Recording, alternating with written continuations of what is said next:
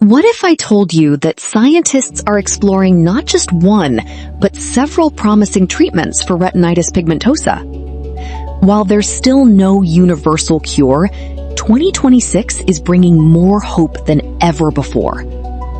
Here are 5 treatments every RP patient should know about. First, gene therapy.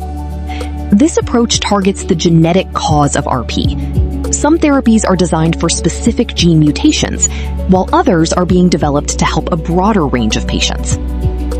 Second, stem cell therapy. Researchers are studying whether stem cells can protect or replace damaged retinal cells. It's still experimental, but progress continues. Third, optogenetics. This innovative technology aims to make surviving retinal cells respond to light, offering hope for some people with advanced vision loss. Fourth, gene-agnostic therapies. Unlike mutation-specific treatments, these therapies are designed to work regardless of the gene causing RP, potentially helping many more patients.